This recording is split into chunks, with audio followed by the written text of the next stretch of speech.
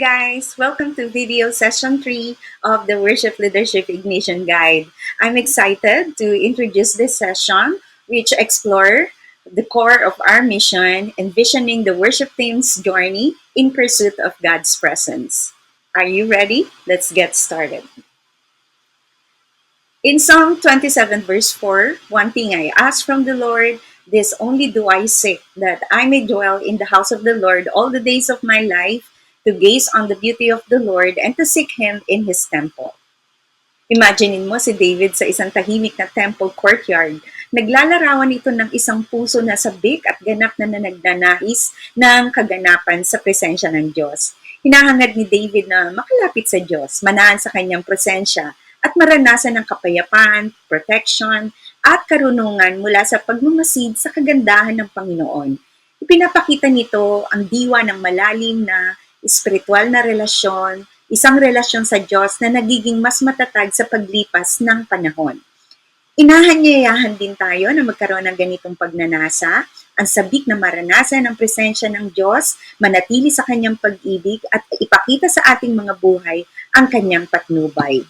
And this is for the worship team. This becomes our journey to wholeheartedly pursue God's call to worship and continuously seek His presence above all else. There are 3 ways to guide our worship team in pursuing God's presence. We've established a clear strategy and a battle cry. Envision spiritual gifts, start humbly, grow deeply in God's presence. So let's start. Envision spiritual gifts. We are called to recognize and embrace the spiritual gifts God has given us. These aren't just talents, but God-given abilities meant to fulfill His purpose. Just as David began humbly as a shepherd and deepened his relationship with God, we too should focus on God and see how He has uniquely equipped us to honor Him. By keeping our eyes on God, we can discern how best to use our gifts for His glory. So isipin mo na lang, may isang worship team habang nag-aanda para sa isang gathering or worship service. Bawat member ay ginagamit ang kanilang mga unique gifts in harmony. Katulad ng isang worship leader, binabahagi niya ang mensahe ng Diyos sa congregation sa pamagitan ng pag-awit. Yung guitarist naman gamit ang discernment, nararamdaman ng tamang pagkakataon para baguhin ang mood ng music na naaayon sa pangangailangan ng worship. Yung sound tech natin ay gumagamit ng kaalaman upang ayusin ang tunog, tinitiyak ang linaw at balanse, habang si media naman ay ginagabayan ng wisdom ng Lord. Inaayos ang presentation para suportahan ng worship team at ituon ang atensyon ng congregation sa ating Diyos. Bago magsimula ang bawat practice at service, sabay-sabay muna silang nananalangin, humingi ng gabay mula sa Holy Spirit. Nananalangin sila para sa discernment upang maunawaan ng flow ng worship, wisdom para sa tamang pagset ng atmosphere, kaalaman para sa technical aspects, at prophetic insight para makasigurong naka-align sa mensahe ng Diyos. Sa pamagitan ng paggamit ng mga spiritual gifts na ito, prophecy, discernment, knowledge, at wisdom, tinitiyak ng team na ang kanilang worship ay magiging malalim. Nagpapakita ng kaluwalhatian ng Diyos at nagpapalalim sa karanasan ng bawat isa sa pagsamba. Let's go to the next. Start humbly. Just as David began his journey in humility, tending sheep before becoming king and continually seeking God's guidance, we too are called to start humbly. Sipin mo na rin, no? Merong isang bagong miyembro na sumali sa worship team. Excited siya pero medyo hindi pa sigurado sa magiging role niya. Alam niya na siya ay, like for example, backup singer muna. Imbis na magmadali papunta sa leadership o mag-lead ng worship, maghanap ng recognition, naglaan muna siya ng oras para matuto, magmasid, suportahan ng team, tahimik lang siyang tumutulong, nakikinig ng mabuti sa rehearsal, at nagbibigay ng tulong kung saan kailangan, nang hindi naghahanap ng spotlight. Ang bawat practice, sumasama siya sa prayer ng team, hihingi ng kapatawan at pagkakaisa. Sinusunod ang aral ni Jesus sa Matthew 5 verse 23-24. You can pause for a while to look for this passage. Kahit pa lumago ang mga gifts niya at pinalakas ng Holy Spirit at nagsimula na siyang makilala dahil sa mga contribution niya, nananatili siyang grounded. Kung mas napansin o kinilala ang iba, ang mga salita at kilos niya ay nagpapakita pa rin ng kababaang loob. Natutuwa siya sa tagumpay ng iba, sinusuportahan ng teammates, at patuloy na inuuna ang paglilingkod kay God kaysa sa personal na kasikatan. Ang ganitong mapagpakumbabang ugali ay nagsisiguro na nagagamit ang kanyang mga gifts ng epektibo at para sa kaluwalhatian ng Diyos. Pinapanatili ang pagkakaisa at hinahayaan ang kanyang contribution na magningning para sa paraang nagbibigay puri sa Diyos. So the third one, grow deeply in God's presence. Just as David's desire to dwell in God's house reflects a commitment to living fully in His presence, we too are called to grow deeply by dedicating time to God and allowing our gifts to mature. Meron din isang miyembro ng worship team na sobrang passionate sa kanyang role pero nare-realize niya na magiging tunay lang na epektibo ang contribution niya kung siya ay grounded spiritually. So, nagdesisyon siya na maglaan talaga ng oras kada araw para sa personal prayer, pagbabasa ng Bible, at reflection, yung daily commitment na nagiging spiritual nourishment niya. Tumutulong para manatiling konektado sa ating Diyos. Take a moment to listen for a while about this song by Charity Gale, the Throne Room Song.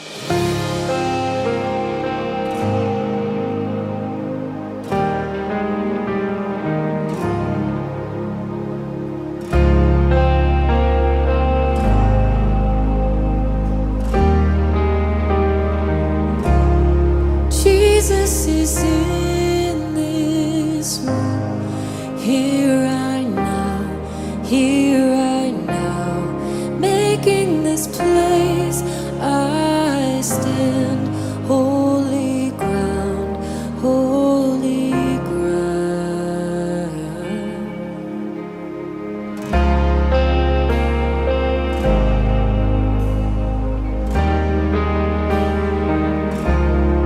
Your spirit moves and breathes all around, all good and perfect things flowing down,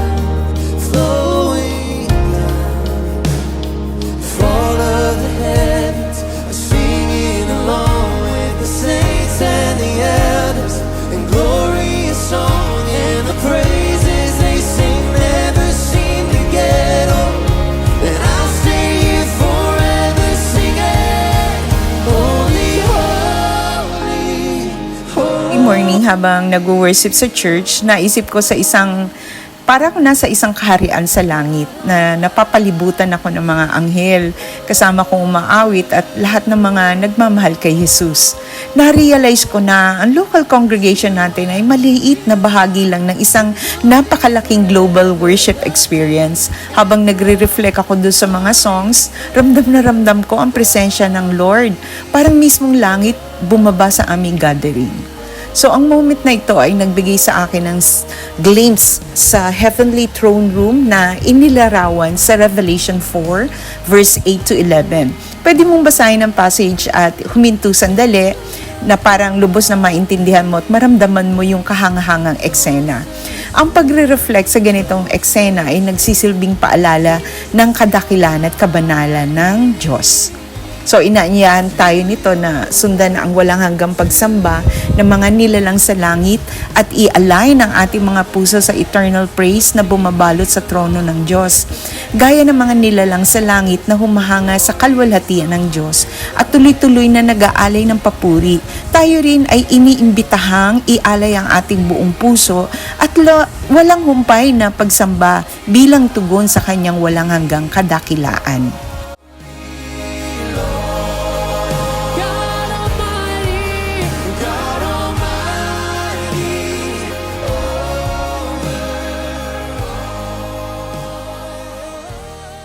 Reflective actions. Paano ka ba nai-inspire ng eternal worship sa Revelation?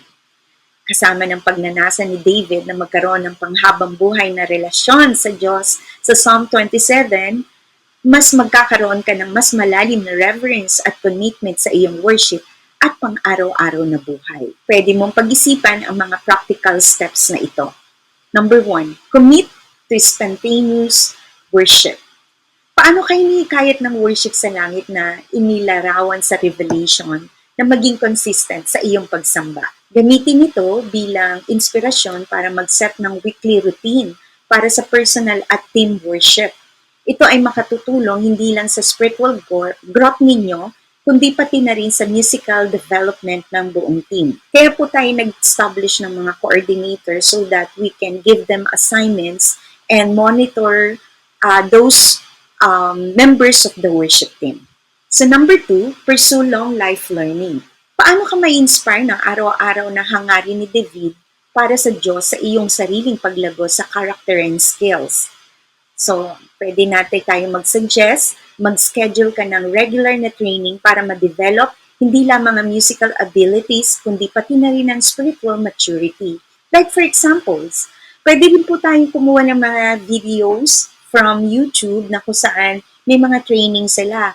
Halimbawa, may gusto kayong kantahin. Ang gusto nyong kantahin ay Holy Forever.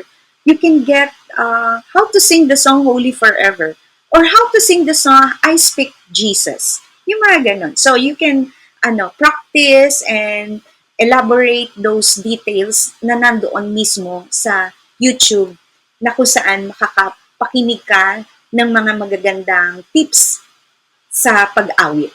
Number 3, walk in humility and reverence. Paano naman ka makakatulong ang pagsasani ng humility at reverence sa pagpapabuti ng iyong worship experience at relasyon sa team? Maganda mag-umpisa ng bawat practice sa isang prayer of humility na dependent ka kay Lord, na magtataguyod ng kultura ng pagiging bukas at suporta sa isa't isa na kahit na may masabi sa'yo, malugot mong tinatanggap ito. Inuunawa mo dahil sa pag-ibig mo sa Diyos. Yan. So number 4, deepen your relationship with God. O paano makakatulong ang pagpapalalim ng iyong relasyon sa Diyos sa pagpapalawak ng iyong worship at leading or leadership. Magtakda ka ng regular na oras para sa prayer and worship na nagpo-promote ng personal at sama-samang paglago sa spirito. Siyempre, diba? Pwede kayong gumamit na ano mang gusto ninyong paraan. Ito ba yung oras na sama-sama kayo na nagja-jamming, nagsusoaking in prayer and worship? Ayan. So number 5, encourage unity and collaboration. Paano ipinapakita ng pagkakaisa at pagsamba ang internal unity na katulad sa langit? So mag-organize tayo ng mga team building activities, retreats para palakasin ang teamwork at communication. Dito na po, dumako tayo sa conclusion. Envisioning the worship team's journey in pursuit of God's presence ay nagtuturo sa atin na sundan ang hangarin ni David para sa malalim na relasyon sa Diyos sa Psalm 27 verse 4 at ang mga walang katapusang pagsamba na inilarawan sa Revelation 4 verse 8 to 11. Ang matinding pananabik ni David na manatili sa presensya ng Diyos ay nagpapaalala sa atin ng ating misyon. I-envision ang ating mga spiritual gifts, magsimula sa kababaang loob at lumago ng malalim sa presensya ng Diyos. At yan ang paraan kung paano tayo magpapatuloy. How we move forward. Ang pagninilay sa Revelation 4 verse 8 to 11, kung saan ang mga anghel ay patuloy na sumasamba sa Diyos, ay nag-uudyok sa atin na ituloy ang pagsamba na maging consistent, spontaneous, at taus-puso. Tayo ay nagko-commit sa lifelong learning, humility, at unity sa loob ng ating team. Ang pagtanggap sa mga practices na ito ay nagpapahintulad sa atin na purihin ang Diyos at magpatuloy sa pagpapakita ng hangarin sa Kanyang presensya sa ating buhay at ministry. Our worship is deeply rooted in the message of Christ's sacrifice on the cross. It is through His profound love and grace that we are empowered to offer true worship. The cross reminds us of the depths of God's mercy, how Jesus gave His life to redeem us, and it is this truth that fills our hearts with gratitude. Habang tayo po kasi nagsasama-sama sa pagsamba, hindi lang po tayo basta kumakanta o tumutugtog ayon sa ating mga nakasanayan. Ang ating pagsamba ay tugon natin sa buhay ng pagbabagong kaloob na kaligtasan. Bawat pagkakataon na tayo ay sumasamba, tayo ay lumalapit sa presensya ng Diyos. binabago ng kanyang pag-ibig at naaalala ang ating layunin sa kanya. Sa pagtingin natin sa hinaharap at ang pag-asa sa pagbabalik ni Kristo, lalo tayong sumasamba ng may pananabik at kagalakan. Sabik na naghihintay sa araw kung kailan siya maghahari bilang hari sa lahat ng nilikha. Pero ayaw natin maghintay ng walang ginagawa. Ngayon pa lang, sineselebrate na natin ang kanyang walang hanggang kapangyarihan at binibigyan siya ng papuri sa ating pagsamba. Sa ganitong pagkakataon, inaawit natin ang goodness of God. Alam na ang pag-asa ng kanyang pagbabalik ay nagbibigay sa atin ng lakas. Ang ating pagsamba ngayon ay isang foretaste of the everlasting praise na iaalay natin kapag siya ay muling bumalik. At kung dumating na ang araw na yon, tayo ay mananatiling matatag, itinataas ang kanyang pangalan, at namumuhay sa liwanag ng kanyang katagumpayan bilang King of His Kingdom. Naway patuloy po tayong maging blessing para sa iba. Maraming salamat sa inyong pakikinig. God be with us.